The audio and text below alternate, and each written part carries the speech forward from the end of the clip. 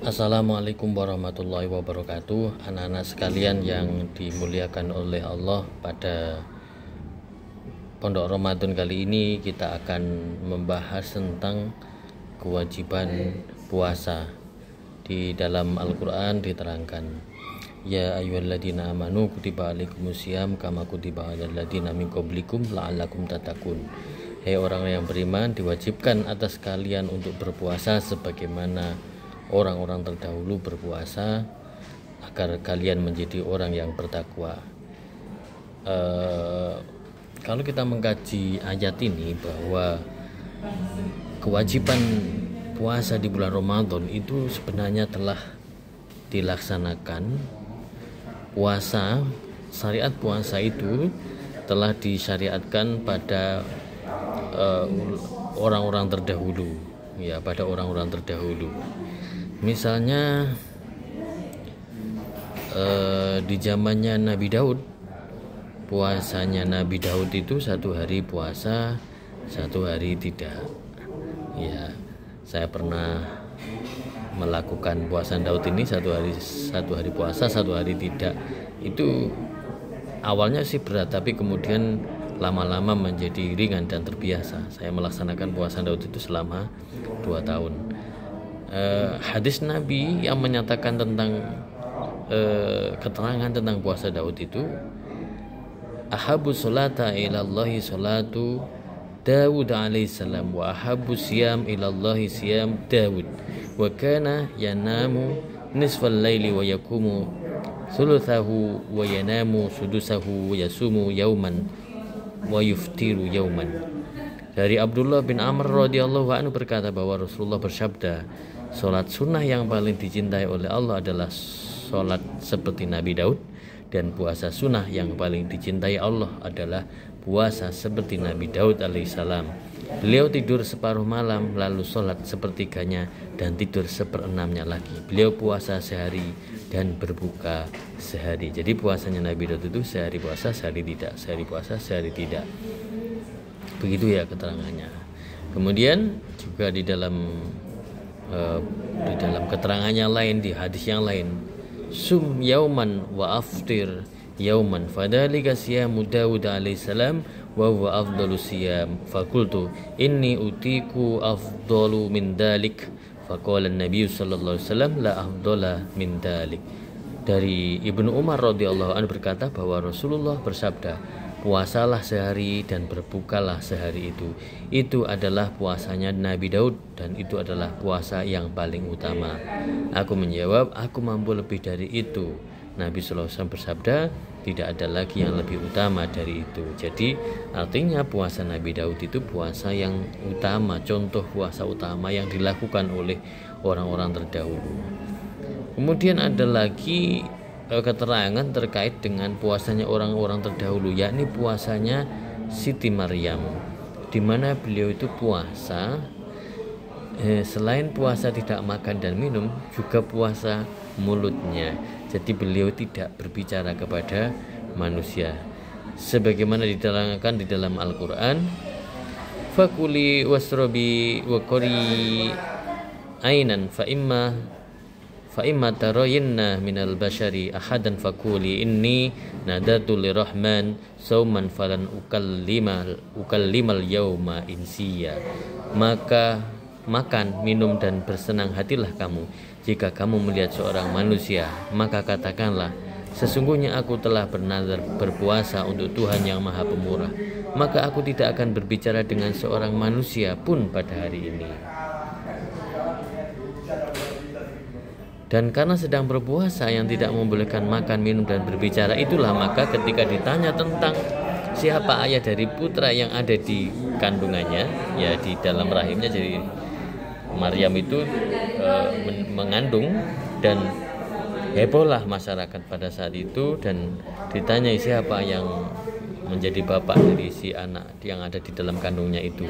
Kemudian Siti Maryam tidak bisa menjawab karena dia sedang berpuasa, tidak berbicara.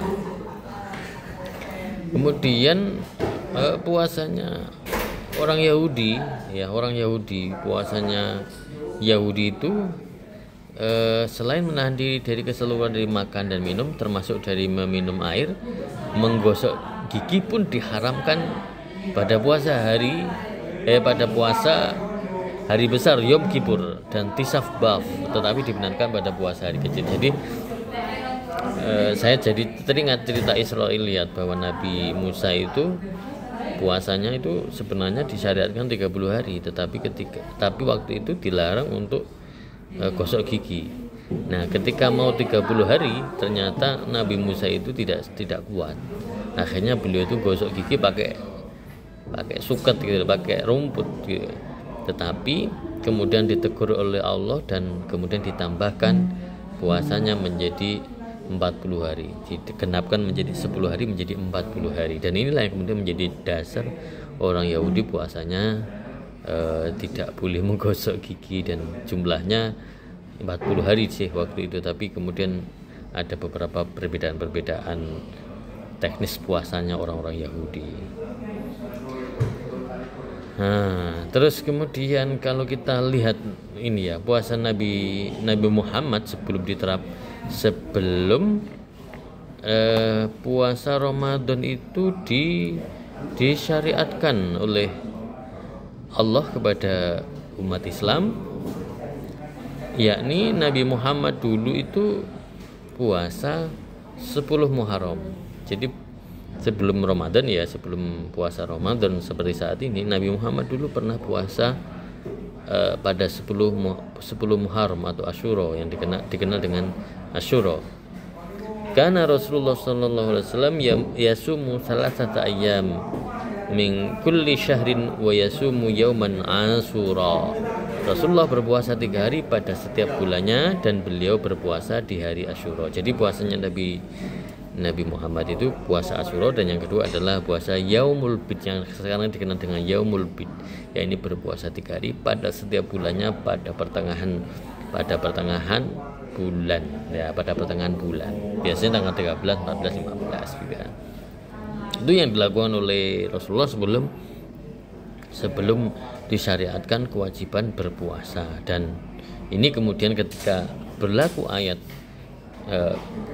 ya ayyuhalladzina amanu kutiba alaikumus syiyam itu, maka status dari puasa Asyura dan puasa 3 hari di dalam 1 bulan itu maka berlaku menjadi sunnah. Awalnya itu jadi wajib bagi beliaunya, kemudian menjadi sunnah karena ada ayat perintah tentang Ramadan ini, tentang Ramadan ini, tentang perintah puasa Ramadan ini. Allah menurunkan perintah di dalam Al-Qur'an surat Al-Baqarah ayat 183. Ya ayyuhalladzina amanu kutiba alaikumus syiyam kama kutiba alal ladzina min qablikum la'allakum tattaqun. Wahai orang yang beriman, diwajibkan kepadamu berpuasa sebagaimana telah diwajibkan kepada umat sebelummu agar kamu bertakwa. Ingat, perintah itu menunjukkan kewajiban. Perintah itu menunjukkan kewajiban, dan ini adalah perintah dari Allah, maka menjadi wajib hukumnya dilakukan oleh orang muslim maupun muslimat yang balik dan memiliki kemampuan, dalam arti tidak dalam kondisi-kondisi tertentu yang memang tidak memungkinkan untuk sholat. Misalnya orang haid itu kan tidak wajib tetapi diganti. Di dalam ayat yang lain, faman syahida minkumus syahru falyasum, siapa di antara kalian yang menyaksikan bulan Ramadan maka berpuasalah. Surat Al-Baqarah ayat 185.